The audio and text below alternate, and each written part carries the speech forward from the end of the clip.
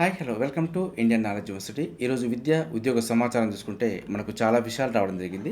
అదేవిధంగా ఈ వీడియో చూస్తున్న వారు లైక్ చేయడం మాత్రం మర్చిపోవద్దు. మీరు చేసే లైక్ వల్ల ఎడ్యుకేషన్ మరియు ఎంప్లాయ్మెంట్కి సంబంధించి ప్రతి ఇన్ఫర్మేషన్ అందరికీ చేరే ప్రయత్నం జరుగుతుంది. సో ప్రధానంగా మనం ఈరోజు సంబంధించిన వివరాలు చూసుకుంటే జూన్ 15 నుంచి టెట్ అంటూ మనకు టెట్కు సంబంధించిన నోటిఫికేషన్ అయితే పాఠశాల విద్యాశాఖ విడుదల చేయడం జరిగింది. సో మనకు ఈ నెల 15 నుంచి ఆన్లైన్లో దరఖాస్తుల స్వీకరణ అంటూ చూసుకోవచ్చు. మనకు తెలంగాణ ఉపాధ్యాయ అర్హత పరీక్ష టీజీ టెట్ని అయితే జూన్ 15 నుంచి 30 తేదీ వరకు పరీక్ష నిర్వహించనున్నారు. ఇందుకు సంబంధించిన నోటిఫికేషన్ కూడా శుక్రవారం పాఠశాల విద్యా డైరెక్టరు విడుదల చేయడం జరిగిందంటూ చూసుకోవచ్చు. మనకు ఈ నెల 15 నుంచి 30 తేదీ వరకు ఆన్లైన్లో దరఖాస్తు స్వీకరించడం జరుగుతుంది. సో పరీక్షా ఫలితాలను జూలై 20న విడుదల చేస్తారంటూ దీనికి సంబంధించిన షెడ్యూల్ అయితే ఇవ్వడం జరిగింది. సో దీనికి సంబంధించిన పూర్తి వివరాలు అయితే మనకు ఈ నెల 15న విడుదల చేస్తామంటూ విద్యాశాఖ పేర్కొనడం జరిగింది. సో ఈసారి అయితే ఎక్కువ దరఖాస్తులు వచ్చే అవకాశం ఉందంటూ కూడా మనకు విద్యాశాఖ అయితే పేర్కొంటుంది. గతంలో మనకు 2024 మే 20 నుంచి జూన్ 2 వరకు టెట్లు అయితే నిర్వహించడం జరిగింది. సో ఈ పరీక్షకు 2 పేపర్లకు కలిపి 2,36,487 మంది హాజరయ్యారంటూ చూసుకోవచ్చు. కాగా త్వరలో డిఎస్సి చేపడతామంటూ ప్రభుత్వం వెల్లడించడంతో ఈసారి టెట్కు ఎక్కువ దరఖాస్తులు వస్తాయంటూ కూడా అధికారులు అయితే అంచనా వేయడం జరుగుతుంది. సో మనకు పరీక్ష ఫీజుని అయితే ఒక పేపర్కు 750, 2 పేపర్లకు అయితే 1000 రూపాయలుగా నిర్ణయించారంటూ చూసుకోవచ్చు. బీఈడీ చేసిన అభ్యర్థులు 2 పేపర్లు రాసే అవకాశం ఉంటుంది. దరఖాస్తుతో పాటే ఆన్లైన్లో కూడా ఫీజు చెల్లించాల్సి ఉంటుంది. లాంగ్వేజ్ పండిట్ కూడా సంబంధిత అర్హతలతో దరఖాస్తు చేసుకోవచ్చు అంటూ మనకు వివరాలు అయితే ఇవ్వడం జరిగింది. సో మనకు 2 పేపర్లకు అర్హతలు చూసుకుంటే టెట్ను 2 పేపర్లుగా నిర్వహిస్తారు. డిప్లొమా ఇన్ ఎలిమెంటరీ ఎడ్యుకేషన్, అదేవిధంగా డిప్లొమా ఇన్ ఎడ్యుకేషన్ పూర్తి చేసిన వారు పేపర్ 1 రాసేందుకు అర్హులు. వీరు టెట్ ఆధారంగా 1 నుంచి 5 తరగతులు బోధించవచ్చు. డిఎస్సిలో హెచ్జిటి పోస్టులకు అయితే పోటీ పడవచ్చు అంటూ ఇవ్వడం జరిగింది. అదేవిధంగా బ్యాచిలర్ ఆఫ్ ఎడ్యుకేషన్ బీఈడీ చేసిన వారైతే ఉన్నత తరగతులకు బోధించే అర్హతకు సంబంధించిన పేపర్ 2ను రాయాల్సి ఉంటుంది. వీరు డిఎస్సిలో స్కూల్ అసిస్టెంట్ పోస్టులకు దరఖాస్తు చేసుకోవచ్చు. అభ్యర్థులు సంబంధిత పరీక్షలు రాసి ఫలితాల కోసం ఎదురుచూస్తున్న వారు కూడా దరఖాస్తు చేసుకోవచ్చు అంటూ ఇవ్వడం జరిగింది. సో మొత్తానికైతే మనకు టెట్కు సంబంధించిన షెడ్యూల్ అయితే ఇవ్వడం జరిగింది. సో పూర్తి షెడ్యూల్ అయితే మనకు 15వ తారీఖు అందుబాటులోకి వస్తుంది. దాని వచ్చిన తర్వాత మీకు ఇన్ఫర్మేషన్ అయితే ఇచ్చే ప్రయత్నం చేస్తాను. జూన్ 15 నుంచి 30 వరకు ఎగ్జామ్స్ అయితే కండక్ట్ చేయడం జరుగుతుంది. ఇది ఆన్లైన్ మోడ్లో ఉంటుంది.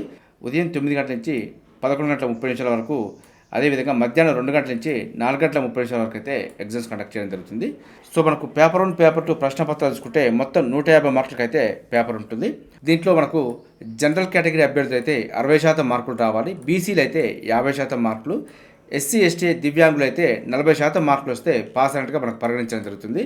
సో టెట్కు సంబంధించి ఇది జీవితకాలం వ్యాలిడ్ కాబట్టి ఒక్కసారి రాసి పాస్ అయితే మనం ఎప్పుడైనా డిఎస్సి రాసుకోవచ్చు. అదేవిధంగా ఉపాధ్యాయ నియామకాల్లో టెట్ స్కోర్కు 20% వెయిటేజ్ ఉంటుంది కాబట్టి సో కొంత మంచి స్కోర్ సాధించే ప్రయత్నం చేయాలంటూ మనకు ఇవ్వడం జరిగింది.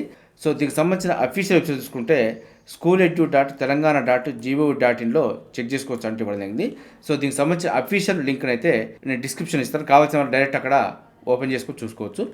అదేవిధంగా మరో పాయింట్ చూసుకుంటే కూడా డిఎస్సిపై త్వరగా నిర్ణయం తీసుకోవాలంటూ కూడా వార్త చూసుకోవచ్చు. టెట్ నోటిఫికేషన్ జారీ చేసినందున ప్రభుత్వం త్వరగా డిఎస్సిపై నిర్ణయం తీసుకోవాలంటూ తెలంగాణ రాష్ట్ర డిఎడ్ మరియు బిఎడ్ అభ్యర్థుల సంఘం రాష్ట్ర అధ్యక్షులు రావుల రామ్మోహన్ రెడ్డి శుక్రవారం ఒక ప్రకటనలో ప్రభుత్వాన్ని కోరారంటూ చూసుకోవచ్చు. సో మనకు దీనికి సంబంధించుకుంటే ఫిబ్రవరిలోనే డిఎస్సి నోటిఫికేషన్ ఇస్తామంటూ ప్రభుత్వం గతంలోనే ప్రకటించింది. సో ఇప్పుడు ఎస్సీ వర్గీకరణ సమస్య కూడా పరిష్కారం అయినందున త్వరగా డిఎస్సి నిర్వహణపై నిర్ణయం తీసుకొని పదోన్నతులు మరియు పదవి విరమణ ఖాళీలను జత చేసి 10,000 పోస్టులతో నోటిఫికేషన్ ఇవ్వాలంటూ ఆయన అయితే విజ్ఞప్తి చేయడం జరిగింది. సో డిఎస్సి పైన కూడా మనకు గతంలోనే 6,500 పోస్టులు సంబంధించి భర్తీ చేస్తామంటూ ప్రభుత్వం ప్రకటించింది. వీటికి మరికొన్ని ఖాళీలను జత కలిపి 10,000 వరకు భర్తీ చేయాలంటూ విద్యార్థి సంఘాలు అదేవిధంగా ప్రతిపక్షాలు కూడా దీనిపైన కొంత ఆందోళన అయితే వ్యక్తం చేస్తున్నాయి. సో దీనిపైన ప్రభుత్వం ఏదైనా అప్డేట్ ఇస్తే మీకు అందించే ప్రయత్నం చేస్తాను. అదేవిధంగా మనం పాయింట్ చూసుకుంటే సరిగ్గానే దిద్దుతున్నారా అంటూ వార్త తెలుసుకోవచ్చు. తెలుగు రాష్ట్రాల్లో పోటీ పరీక్షల మూల్యాంకనపై అభ్యంతరాలంటూ ఇవ్వడం జరిగింది. సో మనకు గ్రూప్ 1 సహా అన్ని పరీక్షలపై అనుమానాలు, లక్షలాది విద్యార్థులు మరియు తల్లిదండ్రుల్లో ఆందోళన, పేపర్ రూపకల్పన నుంచి మూల్యాంకనం వరకు సమస్యలు, అదేవిధంగా అనుభవజ్ఞుల ఫ్యాకల్టీ కొరతతో ఇబ్బందులు, తెలుగు రాష్ట్రాల్లో 75% ప్రొఫెసర్ పోస్టులు ఖాళీగా ఉన్నాయి. అయినప్పటికీ ఏ విధంగా దిద్దుతున్నారంటూ కొంత ఆందోళన అయితే వ్యక్తమవుతుంది. సో దీనికి సంబంధించి చూసుకుంటే 2 తెలుగు రాష్ట్రాల్లో లక్షల మంది విద్యార్థులు పోటీ పడే ఉద్యోగ నియామక పరీక్షల్లో జవాబు పత్రాల మూల్యాంకనం మెరుగ్గానే ఉందా, వాటిని సరిగ్గానే దిద్దుతున్నారా అంటే లేదనే సమాధానమే వస్తుందంటూ వార్త తెలుసుకోవచ్చు. పలు పోటీ పరీక్షల మూల్యాంకనంపై 1,00,000 సందేహాలు వ్యక్తమవుతున్నాయి. ప్రభుత్వ ఉద్యోగ సాధన లక్ష్యంగా ఏళ్ల తరబడి చదివి పరీక్ష రాస్తే ఆ జవాబు పత్రాలు దిద్దే నిపుణుల అర్హత మరియు అనుభవంపై అనేక అనుమానాలు వ్యక్తమవుతున్నాయంటూ వార్త చూసుకోవచ్చు. ఈ అనుమానాలను బలపరిచేలా ఇటీవల గ్రూప్ 1 పరీక్షలో వచ్చిన ఫలితాలు ఉన్నాయంటూ సబ్జెక్ట్ నిపుణులు కూడా అంటున్నారంటూ చూసుకోవచ్చు. మొత్తానికి కీ పాయింట్లకే పరిమితమైన అధ్యాపకులు అంటూ చూసుకోవచ్చు. దీనికి సంబంధించి చాలా డౌట్స్ అయితే వ్యక్తం చేయడం జరిగింది. మనకు పోటీ పరీక్షలో లక్షల మంది భవిష్యత్తు నిర్ణయించేది మూల్యాంకనమే. ఇంతటి కీలకమైన మూల్యాంకనాన్ని సరిగ్గా నిర్వహించే అనుభవజ్ఞులైన ఫ్యాకల్టీ లేరనే వాదన కూడా బలంగా వినిపిస్తుంది. అందుబాటులో ఉన్నవారితోనే మమ అనిపిస్తున్నారనే ఆరోపణలు కూడా ఉన్నాయంటూ చూసుకోవచ్చు. జవాబు పత్రాలు దిద్దే వారికి అధికారులు 4-5 కీ పాయింట్లు ఇస్తారు. అయితే అభ్యర్థి అంతకంటే మంచి పాయింట్లతో సమాధానం రాసిన ఫ్యాకల్టీ ఆ కీ పాయింట్ల అన్వేషణకే పరిమితమై తగిన మార్కులు ఇవ్వడం లేదంటూ విమర్శలు కూడా వినిపిస్తున్నాయి. దీంతోపాటు వేర్వేరు సబ్జెక్టులు ఉండే పేపర్ను ఒకరితోనే మూల్యాంకనం చేస్తున్నారంటూ కూడా రావడం జరిగింది.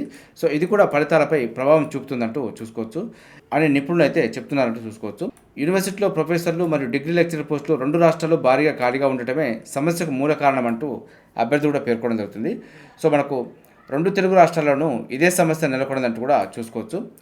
దానికి సంబంధించి కొన్ని ఎగ్జాంపుల్ చూసుకుంటే గ్రూప్ 1 మెయిన్స్లో ఉండే పాలిటీ మరియు గవర్నెన్స్ సొసైటీ పేపర్ను పరిగణలోకి తీసుకుంటే పాలిటీ వరకు మాత్రమే అకాడమిక్స్లో ఉంటుంది. మూల్యాంకనం చేసే అధ్యాపకులకు ఇండియన్ సొసైటీ మరియు గవర్నెన్స్ గురించి అంతగా అవగాహన ఉండదు.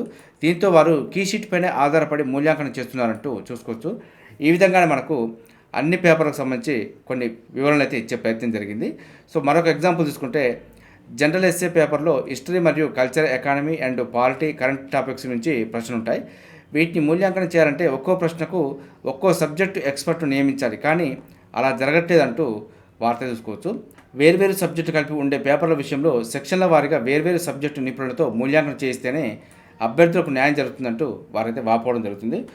ఈ విధంగా మనకు చాలా అభ్యంతరాలు అయితే వ్యక్తమవుతున్నాయి. దీనిపైన కొన్ని అనుమానాలు అయితే తావిస్తున్నాయని చెప్పుకోవచ్చు. మనకు మూడో వ్యక్తితో మూల్యాంకనం చేయించాలంటూ కూడా మనకు పాయింట్ తీసుకోవచ్చు. గ్రూప్ 1లో ఖచ్చితంగా 2 నిపుణులతో మూల్యాంకనం చేయించాలి. మొదటి 2 మూల్యాంకనంలో మార్కుల మధ్య 5% వ్యత్యాసం ఉంటే మూడో వ్యక్తితో మూల్యాంకనం చేయించాలంటూ వార్త తీసుకోవచ్చు. అప్పుడు ఎలాంటి పొరపాట్లు లేకుండా ఫలితాలు వచ్చే అవకాశం ఉంటుందంటూ ఇది యూపీఎస్సీ విధానం అంటూ యూపీఎస్సీలో కూడా ఇదే విధానం అమలవుతుందంటూ కూడా చూసుకోవచ్చు. 2-3 సబ్జెక్టుల సమ్మిళితంగా ఉన్న పేపర్ల విషయంలో సెక్షన్ వారీగా సంబంధిత సబ్జెక్టు నిపుణులతో మూల్యాంకనం చేయించాలంటూ కూడా చూసుకోవచ్చు. అదేవిధంగా తెలుగు మీడియం అభ్యర్థులకు అర్థమయ్యే రీతిలో ప్రశ్నాపత్రం అనువాదం ఉండాలంటూ కూడా మనకు పేర్కొనడం జరిగింది. ఏదేమైనప్పటికీ సరిగ్గానే పేపర్లు దిద్దుతున్నారంటూ వార్త అయితే రావడం జరిగింది. మనకు యూపీఎస్సీ తరహాలో చేయాలంటూ కూడా అభ్యర్థులు అయితే కోరడం జరుగుతుంది. దీనిపైన ప్రభుత్వం మరి ఏదైనా అప్డేట్ ఇస్తే మీకు అందించే ప్రయత్నం చేస్తాను.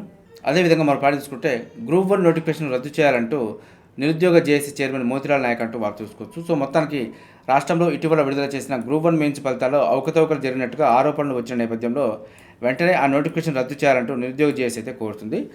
మనకు గ్రూప్ 1లో జరిగిన అవకతవకలకు వ్యతిరేకంగా ఉస్మానియా యూనివర్సిటీలో శుక్రవారం భారీ ర్యాలీ నిర్వహించాలంటూ కూడా ఇవ్వడం జరిగింది. మొత్తానికి మనకు గ్రూప్ 1 ఫలితాలు వచ్చిన దగ్గర నుంచి కూడా ప్రతిరోజు దీనిపైన ఏదో ఒక వివాదాస్పదమైన వార్త అయితే రావడం జరుగుతుంది. గతంలో పరీక్షా సమయంలో బయోమెట్రిక్ ఆధార్ తీసుకోలేదని, అదేవిధంగా పేపర్ లీక్ అయిందని ఆరోపణలకే టీజీపీఎస్సీ నోటిఫికేషన్ రద్దు చేసిందని గుర్తు చేయడం జరిగింది. ఇప్పుడు ఆధారాలతో సహా అక్రమాలను బహిర్గతం చేస్తున్న నోటిఫికేషన్ ఎందుకు రద్దు చేయడం లేదంటూ వారైతే ప్రశ్నించడం జరుగుతుంది. గ్రూప్ 1 ప్రిలిమ్స్ మరియు మెయిన్స్ పరీక్షలకు వేరువేరుగా ఆల్ టికెట్లు ఎందుకు జారీ చేశారంటూ నిలదీయడం జరుగుతుంది. అదేవిధంగా 1:1 ప్రకారంగా విడుదల చేసిన తుది జాబితాలోని మెయిన్స్ మరియు ప్రిలిమ్స్ ఆల్ టికెట్ నెంబర్లు విడుదల చేయాలంటూ వారైతే కోరడం జరుగుతుంది. యూపీఎస్సీలో ప్రిలిమ్స్, మెయిన్స్, ఇంటర్వ్యూకు అన్నిటికీ ఒకటే ఆల్ టికెట్ నెంబర్ ఉంటుంది. మరి కోటి మహిళా కళాశాలలోని పరీక్షా కేంద్రం 18-19లో పరీక్ష రాసిన వారికి అన్ని ర్యాంకులు ఎలా వచ్చాయంటూ కూడా వారైతే వాపోవడం జరుగుతుంది. ఈ పరీక్షకు లింగ ఆధారిత పరీక్షా కేంద్రాలు లేవని వారైతే చెప్పడం జరుగుతుంది. 654 మందికి ఒకే ర్యాంకు, అది కూడా ఒకరి వెనకాల ఒకరు కూర్చున్న వాళ్ళకు ఎలా వస్తాయో టీజీపీఎస్సీ అధికారులకే తెలియాలంటూ వారైతే ఎద్దేవా చేయడం జరుగుతుంది. మరో కీలకమైన పాయింట్ తీసుకుంటే ఉర్దూ మీడియంలో మొత్తం 9 మంది పరీక్ష రాస్తే అందులో 7గురికి 450కి పైగా మార్కులు రావడం ఎలా సాధ్యమంటూ వారైతే ప్రశ్నించడం జరుగుతుంది. గత నెల 13న విడుదల చేసిన ప్రకటనలో యూనివర్సిటీలోని రెగ్యులర్ ఫ్యాకల్టీతో మూల్యాంకనం చేయించామని వారైతే పేర్కొనడం జరుగుతుంది. మనకు 2004లో పదవి విరమణ చేసిన ఫ్యాకల్టీ పంజల నర్సయ్య, అదేవిధంగా 2022లో పదవి విరమణ చేసిన ఫ్యాకల్టీ వన్నెల రమేష్ ఏ యూనివర్సిటీకి చెందిన వారో అధికారులు చెప్పాలంటూ వారైతే సవాల్ విసరడం జరిగింది. మొత్తానికి జవాబు పత్రాలను ప్రైవేట్ కోచింగ్ సెంటర్ల ఫ్యాకల్టీతో మూల్యాంకనం చేయించినట్టుగా సందేహం కలుగుతుందంటూ కూడా వారు పేర్కొనడం జరిగింది. మొత్తం మీద గ్రూప్ 1 సంబంధించి పలు వివాదాస్పదమైన వార్తలు అయితే రావడం జరుగుతుంది. దీనిపైన టీజీపీఎస్సీ కొంత స్పందించే ప్రయత్నం జరగాలి. అదేవిధంగా మనం పాటించుకుంటే పశుసంవర్ధక శాఖలో 354 పోస్టులు అంటూ వార్త చూసుకోవచ్చు. సో మనకు త్వరలోనే వెటర్నరీ అసిస్టెంట్ పోస్టుల భర్తీ, విఏలకు ఎల్ఎస్సీలుగా ప్రమోషన్లు అంటూ వార్త అయితే ఇవ్వడం జరిగింది. తెరుచుకున్న 354 గ్రామీణ పశు ఆరోగ్య కేంద్రాలు అంటూ ఇవ్వడం జరిగింది. దీనికి సంబంధించిన వివరాలు చూసుకుంటే పశుసంవర్ధక శాఖలో ఖాళీగా ఉన్న 354 వెటర్నరీ అసిస్టెంట్ పోస్టులను త్వరలోనే భర్తీ చేయనున్నట్టు పేర్కొంది. సో గత ప్రభుత్వం పట్టించుకోకపోవడం వల్ల లైవ్ స్టాక్ అసిస్టెంట్ పోస్టులను ఉద్యోగోన్నతుల ద్వారా భర్తీ చేయకపోవడంతో రాష్ట్రంలో 10 ఏళ్లుగా 354 గ్రామీణ పశు ఆరోగ్య ఉప కేంద్రాలు మూతపడి ఉన్నాయంటూ వార్త చూసుకోవచ్చు. దీంతో అసోసియేషన్ ప్రతినిధులు ఈ విషయాన్ని పశుసంవర్ధక శాఖ సంచాలకులు గోపి దృష్టికి తీసుకెళ్లడంతో ఆయన సీఎం రేవంత్ రెడ్డి దృష్టికి తీసుకెళ్లారంటూ వార్త చూసుకోవచ్చు. వెటర్నరీ అసిస్టెంట్కు లైవ్ స్టాక్ అసిస్టెంట్గా పదోన్నతులు కల్పించారు. దీంతో ఉద్యోగాల సీనియారిటీ అంశం పరిష్కారం కాగా 354 గ్రామీణ పశు ఆరోగ్య ఉప కేంద్రాలు కూడా త్వరలో చేర్చుకున్నాయంటూ వార్త చూసుకోవచ్చు. అయితే ఎల్ఎస్సీలుగా ప్రమోషన్లు కల్పించడంతో ఖాళీ అయిన 354 వెటర్నరీ అసిస్టెంట్ పోస్టులను పశుసంవర్ధక శాఖ డిప్లొమా పూర్తి చేసిన నిరుద్యోగులతో త్వరలో భర్తీ చేయనున్నట్టు కూడా మనకు పేర్కొనడం జరిగింది. సో దీని ద్వారా గ్రామీణ ప్రాంతాల్లో పశు వైద్య సేవలు మరింత బలోపేతం కానున్నాయంటూ చూసుకోవచ్చు. సో మొత్తానికైతే 354 వెటర్నరీ అసిస్టెంట్ పోస్టుల భర్తీకి నోటిఫికేషన్ రాబోతుందంటూ వార్త చూసుకోవచ్చు. అదేవిధంగా లోకాయుక్తగా జస్టిస్ రాజశేఖర రెడ్డి నియామకం, అదేవిధంగా ఉపలోకాయుక్తగా బిఎస్ జగ్జీవన్ కుమార్ అంటూ వార్త చూసుకోవచ్చు. మనకు హెచ్ఆర్సీ చైర్మన్గా నియమితులైన షమీం అఖ్తరు, జ్యుడిషియల్ సభ్యురాలుగా శివాడి ప్రవీణ, అదేవిధంగా నాన్ జ్యుడిషియల్ సభ్యుడిగా బి కిషోరు ఉత్తర్వులు జారీ చేసిన సిఎస్ అంటూ వార్త చూసుకోవచ్చు. సో కరెక్ట్ అఫేర్లో భాగంగా వీరి నియామకాలు అయితే గుర్తుంచుకునే ప్రయత్నం చేయండి. సో వీరికి సంబంధించిన కొన్ని వివరాలు చూసుకుంటే తెలంగాణ లోకాయుక్తగా హైకోర్టు విశ్రాంత న్యాయమూర్తి జస్టిస్ ఏ రాజశేఖర రెడ్డి నియమితులయ్యారు. ఈ మేరకు ఆయన్ను 5 ఏళ్ల పాటు ఆ పదవిలో నియమించడంతో పాటు హైకోర్టు ప్రధాన న్యాయమూర్తి హోదా కల్పిస్తూ రాష్ట్ర ప్రభుత్వ ప్రధాన కార్యదర్శి శాంతికుమారి ఉత్తర్వులు జారీ చేశారంటూ చూసుకోవచ్చు. అలాగే ఉపలోకాయుక్తగా రిటైర్డ్ జిల్లా సెషన్ జడ్జి బిఎస్ జగ్జీవన్ కుమార్ను నియమిస్తూ మరో ఉత్తర్వు కూడా విడుదల చేయడం జరిగింది. ఆయన కూడా 5 ఏళ్ల పాటు హైకోర్టు న్యాయమూర్తి హోదాలో ఆ పదవిలో కొనసాగుతారంటూ చూసుకోవచ్చు. సో వీరి యొక్క హోదా కూడా చాలా ఇంపార్టెంట్, గుర్తుంచుకునే ప్రయత్నం చేయండి. అదేవిధంగా రాష్ట్ర మానవ హక్కుల కమిషన్ హెచ్ఆర్సీ చైర్మన్గా హైకోర్టు రిటైర్డ్ న్యాయమూర్తి జస్టిస్ షమీం అఖ్తర్ నియమితులయ్యారంటూ చూసుకోవచ్చు. ఆయన బాధ్యతలు స్వీకరించిన నాటి నుంచి 3 ఏళ్ల పాటు లేదా 70 ఏళ్ల వయసు వచ్చే వరకు ఆ హోదాలో కొనసాగుతారు. అదేవిధంగా హక్కుల కమిషన్ సభ్యులుగా 2 నియమించారు. వారిలో జ్యుడిషియల్ సభ్యురాలుగా విశ్రాంత సెలక్షన్ గ్రేడ్ జిల్లా న్యాయమూర్తి శివాడి ప్రవీణ, నాన్ జ్యుడిషియల్ సభ్యునిగా రిటైర్డ్ ఐఏఎస్ అధికారి డాక్టర్ బి కిషోర్ నియమిస్తూ ఉత్తర్వులు జారీ చేశారంటూ వార్త చూసుకోవచ్చు. వీరు 3 ఏళ్ల పాటు ఆ హోదాలో కొనసాగుతారంటూ చూసుకోవచ్చు. వీరి యొక్క పదవి కాలం, ఏజ్ లిమిటు, అదేవిధంగా వీరి యొక్క హోదాకు సంబంధించి కూడా పూర్తి వివరాలు అయితే గుర్తుంచుకునే ప్రయత్నం చేయండి. సో అదేవిధంగా రాజీవ్ యువ వికాసం సర్వర్ డౌన్ అంటూ వార్త చూసుకోవచ్చు. మనకు దీనికి సంబంధించిన నోటిఫికేషన్ రిలీజ్ చేసి చాలా రోజులు అవుతుంది. సో మనకు ఏప్రిల్ 14 తుది గడువు అంటూ పేర్కొనడం జరిగింది. సో మనకి చివరి నిమిషంలో కొత్త సర్వర్ డౌన్ అవ్వచ్చు, లేదంటే ఏదైనా సమస్య కారణంగా ఆగిపోయే అవకాశాలు ఉంటాయి. కాబట్టి ముందుగానే అప్లికేషన్ చేసుకొని దరఖాస్తులు సబ్మిట్ చేసే ప్రయత్నం చేయండి. సో మనకు ఇప్పటి వరకు అయితే 12 లక్షల వరకు దరఖాస్తు చేసుకోవడం జరిగిందంటూ వార్త చూసుకోవచ్చు. సో ప్రభుత్వం అయితే 20 లక్షల వరకు దరఖాస్తు వచ్చే అవకాశం ఉందంటూ అంచనా వేయడం జరిగింది. సో దీంతో ప్రభుత్వ అంచనాలు అయితే చేరుకోకపోవడం గల కారణం ఆన్లైన్ అప్లికేషన్లో సాంకేతిక సమస్యల ప్రధాన కారణం అంటూ వార్త చూసుకోవచ్చు. సో దీనిపైన ప్రభుత్వం ఏదైనా అప్డేట్ ఇచ్చినా కూడా మీకు అందించే ప్రయత్నం చేస్తాను.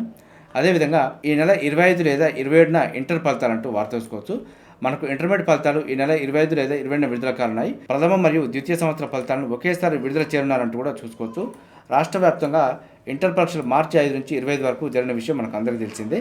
సో మొత్తానికి ఇంటర్మీడియట్ ఫలితాలు 25 లేదా 27న విడుదల కాబోతున్నాయి. అదేవిధంగా మనం పాటించుకుంటే ఆస్కార్ అవార్డ్స్లో కొత్త విభాగం అంటూ చూసుకోవచ్చు. మనకు 100వ అవార్డు వేడుక నుంచి స్టంట్ డిజైన్కి అవార్డు ఇవ్వబోతున్నారంటూ చూసుకోవచ్చు. సినిమాల్లో మేజిక్ చేసే వాటిలో స్టంట్ కూడా కీలక భాగం. ఇప్పుడు ఆస్కార్లో కూడా ఒక భాగం కానుందంటూ వార్త చూసుకోవచ్చు. కొత్తగా స్టంట్ విభాగాన్ని చేర్చి ఇక ప్రతి ఏడాది అవార్డు ఇవ్వనున్నామంటూ పేర్కొనడం జరిగింది. సో 2027లో విడుదలైన సినిమాలకు 2028లో జరిగే 100వ ఆస్కార్ అవార్డ్స్లో ఈ విభాగంలో అవార్డు అందించనున్నామంటూ మనకు పేర్కొనడం జరిగింది. ఆస్కార్ అవార్డ్స్లో కొత్త విభాగం అయితే చేరింది. స్టంట్ డిజైన్కి అవార్డు ఇవ్వబోతున్నారు. ఇది 2028లో 2027లో సినిమాలకు గాను ఇవ్వబోతున్నారు. సో ఖచ్చితంగా వీటికి సంబంధించిన పాయింట్ అయితే గుర్తుంచుకునే ప్రయత్నం చేయండి. సో అదేవిధంగా మనం పాయింట్ చూసుకుంటే పేద విద్యార్థులకు 25% సీట్లు ఇస్తున్నారా లేదా అంటూ వార్త చూసుకోవచ్చు. ప్రైవేట్ స్కూళ్లలో విద్యా హక్కు చట్టం అమలుపై రాష్ట్ర ప్రభుత్వాన్ని ప్రశ్నించిన హైకోర్టు 2025-26లో అమలుకు ఏం చర్యలు తీసుకున్నారో చెప్పాలంటూ ఆదేశం అంటూ వార్త అయితే వెళ్ళింది. రాష్ట్రంలోని ప్రైవేట్ స్కూళ్లలో పేద విద్యార్థులకు ఉచితంగా 25% సీట్లు కేటాయింపు అమలు కోసం ఏం చర్యలు చేపట్టారో పూర్తి వివరాలతో ఈ నెల 21లోగా కౌంటర్ అఫిడవిట్ దాఖలు చేయాలంటూ రాష్ట్ర ప్రభుత్వాన్ని అయితే హైకోర్టు ఆదేశించింది. సో మనకు రానున్న విద్యా సంవత్సరం 2025-26 నుంచైనా ఈ చట్టాన్ని వర్తింపజేస్తారా అంటూ ప్రశ్నించడం జరిగింది. సో మనకు 2024 అక్టోబర్ 19న ప్రభుత్వం జారీ చేసిన మెమో ప్రకారం ఉచిత సీట్లు ఇస్తారా లేదా చెప్పాలంటూ తదుపరి విచారణను ఈ నెల 22కు వాయిదా వేసిందంటూ చూసుకోవచ్చు. సో మనకు దేశంలో 2009లో అమల్లోకి వచ్చిన విద్యా హక్కు చట్టంలోని సెక్షన్ 12(1)(c) ప్రకారం ప్రీ ప్రైమరీతో పాటు ప్రైవేట్ స్కూళ్లలో కూడా 25% సీట్లను పేద విద్యార్థులకు ఉచితంగా కేటాయించాలంటూ చూసుకోవచ్చు. అయితే ఈ రాష్ట్రంలో ఈ చట్టాన్ని అమలు చేయట్లేదంటూ న్యాయవాదులు అయితే హైకోర్టులో పిటిషన్ వేయడం జరిగింది. సో దీనిపైన వాదనలు ప్రతివాదనలు అయితే జరుగుతున్నాయి. దీనిపైన ఏదైనా అప్డేట్ ఉంటే మీకు అందించే ప్రయత్నం చేస్తాను. సో అదేవిధంగా మరో పాయింట్ తీసుకుంటే కూడా త్వరలో ఐఏఎఫ్ అమల పదిలోకి long range glide bomb Gaurav అంటూ గుర్తుంచుకునే ప్రయత్నం చేయండి. సో మనకు వైమానిక దళం ఆయుధ శ్రేణిలోకి శక్తివంతమైన long range glide bomb Gaurav త్వరలో చేరనుందంటూ చూసుకోవచ్చు. ఈ బాంబు ప్రయోగ పరీక్షలను భద్రతా పరిశోధన అభివృద్ధి సంస్థ DRDO తాజాగా సుకోయ్ యుద్ధ విమానం ద్వారా విజయవంతంగా పూర్తి చేసిందంటూ చూసుకోవచ్చు. ఇది 1000 కిలోల తరగతికి చెందిన గ్లైడ్ బాంబ్ అంటూ ఇవ్వడం జరిగింది. సో దీన్ని DRDO సొంతంగా డిజైన్ చేసిందంటూ కూడా చూసుకోవచ్చు. సో మన కరెంట్ అఫైర్ల భాగంగా గౌరవ్ దేనికి సంబంధించిన బాంబు, అదేవిధంగా గౌరవ్ గురించి కరెంట్ అఫైర్ల భాగంగా అడిగే అవకాశం ఉంది కాబట్టి గుర్తుంచుకునే ప్రయత్నం చేయండి. సో అదేవిధంగా మనం పాయింట్ చూసుకుంటే UNCTAD 2025 నివేదిక అంటూ చూసుకోవచ్చు. మనకు దీన్ని ఆంక్టాడ్ అని కూడా పిలవడం జరుగుతుంది. సో మనకు ఐక్యరాజ్య సమితి వాణిజ్యం మరియు అభివృద్ధి సంస్థ UNCTAD 2025 సంవత్సరం నివేదిక ప్రకారం భారత్కు 36వ స్థానం దక్కిందంటూ చూసుకోవచ్చు. అత్యాధునిక సాంకేతిక పరిజ్ఞానాన్ని అందిపుచ్చుకునే సన్నద్ధత ఉన్న 170 దేశాలతో తయారైన ఈ నివేదిక ప్రకారం 2022లో 48వ స్థానంలో నిలిచిన భారత్ 2024కు వచ్చేసరికి 36వ స్థానానికి చేరిందంటూ వార్త చూసుకోవచ్చు. సో కరెంట్ అఫైర్ల భాగంగా గుర్తుంచుకునే ప్రయత్నం చేయండి.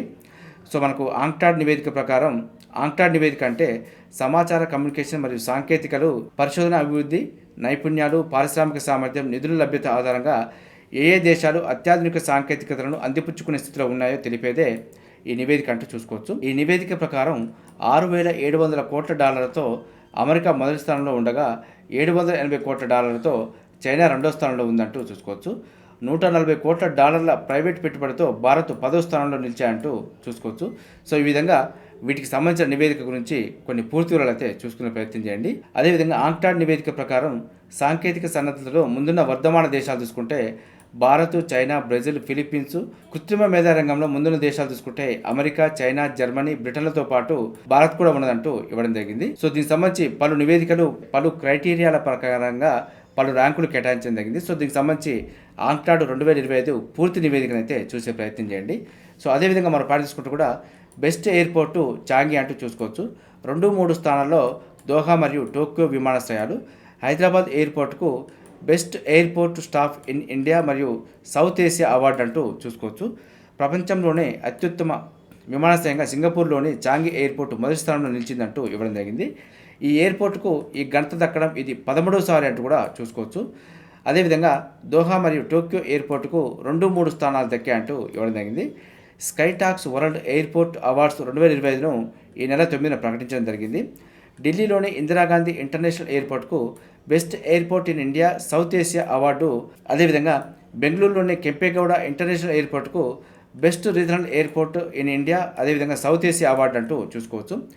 గోవాలోని మనోహర్ ఇంటర్నేషనల్ ఎయిర్పోర్ట్కు బెస్ట్ ఎయిర్పోర్ట్ ఇండియా 5 మిలియన్ల ప్యాసింజర్స్ కేటగిరీలో అవార్డు దక్కిందంటూ ఇవ్వడం జరిగింది. అలాగే క్లీనెస్ట్ ఎయిర్పోర్టు ఇన్ ఇండియా, అదేవిధంగా సౌత్ ఏసియా కూడా నిలిచిందంటూ చూసుకోవచ్చు.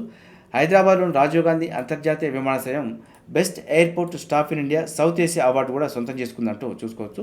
సో ప్రపంచంలోని టాప్ 20 విమానాశ్రయాలకు సంబంధించి కూడా ఇక్కడ లిస్ట్ అయితే ఇవ్వడం జరిగింది. సో ఒక్కసారి వీడియో పాజ్ చేసి మీరు దానికి సంబంధించిన వివరాలు చూసుకునే ప్రయత్నం చేయండి. ఇది మనకు బెస్ట్ ఎయిర్పోర్ట్స్కి సంబంధించి డాటా అయితే చూసుకోవచ్చు. అదేవిధంగా మరో పాయింట్ చూసుకుంటే కూడా గ్రాండ్ కాన్యన్ బ్రిడ్జి అంటూ దానికి సంబంధించి ఇమేజ్ చూసుకోండి. సో ప్రపంచంలోనే ఎత్తైన బ్రిడ్జి అంటూ ఇవ్వడం జరిగింది. సో చైనా మరో ఘనత, ప్రయాణ సమయం 1 గంట నుంచి 1 నిమిషానికి తగ్గిందంటూ కూడా చూసుకోవచ్చు. ప్రపంచంలోకి వెళ్ళే ఎత్తైన హుయాజీ యాంగ్ గ్రాండ్ కాన్యన్ బ్రిడ్జి నిర్మాణాన్ని అయితే చైనా శరవేగంగా పూర్తి చేసినట్టు చూసుకోవచ్చు.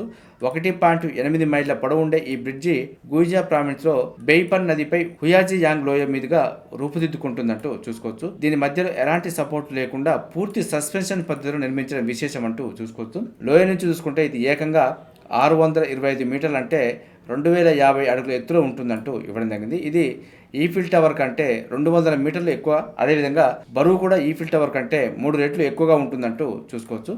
సో మనకు జూన్లో ప్రారంభించిన ఈ బ్రిడ్జితో హుయాజియాంగ్ లోయపై ప్రయాణ సమయం గంట నుంచి కేవలం 1 నిమిషానికి దిగిరానుందంటూ వార్త తెలుసుకోవచ్చు. ఖచ్చితంగా ప్రపంచంలోనే ఎత్తైన బ్రిడ్జ్ అంటే హుయాజియాంగ్ గ్రాండ్ కాన్యన్ బ్రిడ్జ్ అని గుర్తుంచుకునే ప్రయత్నం చేయండి. సో అదేవిధంగా మనం పాటించుకుంటూ కూడా GO21లో మార్పులకు ఛాన్స్ అంటూ వార్త తెలుసుకోవచ్చు. మనకు పునరాలోచనలో పడిన రాష్ట్ర సర్కారు UGC మార్గదర్శకాలతోనే భర్తీ, చైర్మన్ బాలకృష్ణారెడ్డి అంటూ వార్త తెలుసుకోవచ్చు. రాష్ట్రంలో 12 యూనివర్సిటీలో ఖాళీగా ఉన్న అసిస్టెంట్ ప్రొఫెసర్ల భర్తీ కోసం ఈ నెల 4న విడుదల చేసిన GO21 తుది నిర్ణయం కాదంటూ తేలిపోయింది. సో ఆ జీవోలో మార్పులు చేర్పులు చేసే అవకాశాలు ఉన్నాయంటూ కూడా మనకు పేర్కొనడం జరిగింది. జీవోపై పెద్ద ఎత్తున అభ్యంతరాలు వ్యక్తమవడంతో కొంత ఈ దిశగా అడుగులు పడుతున్నాయంటూ వార్త తెలుసుకోవచ్చు. సో దీంట్లో ప్రధానంగా చూసుకుంటే మనకు రాష్ట్రంలో PhD పూర్తి చేసిన వారికి అధ్యాపకుల నియామకాల్లో ఇచ్చిన 10 మార్కుల వెయిటేజీ కాకుండా 30 మార్కులకు పెంచాలంటూ డిమాండ్ చేస్తున్నారు. సో దీంట్లో కొన్ని మార్పులు చేర్పులతో అసిస్టెంట్ ప్రొఫెసర్ నియామక ప్రక్రియ ఉంటుందంటూ వార్త తెలుసుకోవచ్చు. దీనిపైన ఏదైనా అప్డేట్ వస్తే అందించే ప్రయత్నం చేస్తాను. సో అదేవిధంగా అమెరికాపై చైనా సుంకం 125% అంటూ వార్త తెలుసుకోవచ్చు. సో మనకు ఈ మధ్య సుంకాల పర్వం కొనసాగుతున్న వేళ కొన్ని మార్పులు చేర్పులు చేస్తూ మనకు నెంబర్స్ అయితే మారుతున్నాయి కాబట్టి ఖచ్చితంగా ఫైనల్గా వచ్చిన డిజిట్ని గుర్తుంచుకునే ప్రయత్నం చేయండి. సో మనకు శ్వేత సౌధం చర్యకు ధీటుగా డ్రాగన్ స్పందన, ట్రంప్ నిర్ణయాలను ప్రతిఘటిద్దామంటూ ఐరోపా దేశాలకు షీ జిన్పింగ్ పిలుపు అంటూ వార్త తెలుసుకోవచ్చు. అమెరికా అధ్యక్షుడు ట్రంప్ బెదిరింపులకు భయపడేది లేదని చైనా స్పష్టం చేసింది. తమ ఉత్పత్తులపై శ్వేత సౌధం విధించిన 145% సుంకాలకు ధీటుగా ప్రతిస్పందించిందంటూ చూసుకోవచ్చు. అమెరికా సరుకులపై సుంకాలను ప్రస్తుతం 84% నుంచి 125% పెంచుతున్నట్టు శుక్రవారం ప్రకటించింది.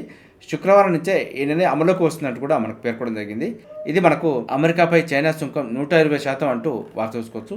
అదేవిధంగా నేషనల్ స్కూల్ ఆఫ్ డ్రామాలో కూడా కొన్ని కోర్సులకు సంబంధించిన నోటిఫికేషన్ వచ్చింది. సో వీటికి సంబంధించిన పూర్తి వివరాల కోసం అయితే nsd.gov.in అఫీషియల్ వెబ్సైట్లో చెక్ చేసుకునే ప్రయత్నం చేయండి. అదేవిధంగా నేషనల్ హైవేస్లో కూడా 26 పోస్టులకు సంబంధించిన నోటిఫికేషన్ వచ్చింది.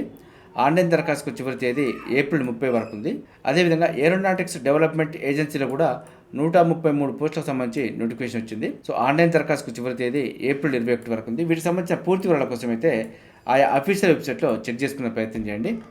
చూసారుగా, ఇది ఈరోజు సంబంధించి విద్య ఉద్యోగ సమాచారం. ఇదే విధంగా మన ఛానల్ అయితే ప్రతిరోజు మార్నింగ్ రావడం జరుగుతుంది. వీటితో పాటు అడ్మిషన్ నోటిఫికేషన్స్ మరియు రిక్రూట్మెంట్ నోటిఫికేషన్ సంబంధించి కూడా ఎప్పటికప్పుడు అప్డేట్ సమాచారం అయితే మీకు అందించే ప్రయత్నం చేస్తున్నాను. మన ఛానల్ని చూస్తున్న వారు సబ్స్క్రైబ్ చేసుకొని ఫాలో అవుతూ ఉండండి. ఈ వీడియో నచ్చితే లైక్ చేయండి, షేర్ చేయండి, సబ్స్క్రైబ్ చేసుకోవడం మాత్రం మర్చిపోద్దు. Have a nice day.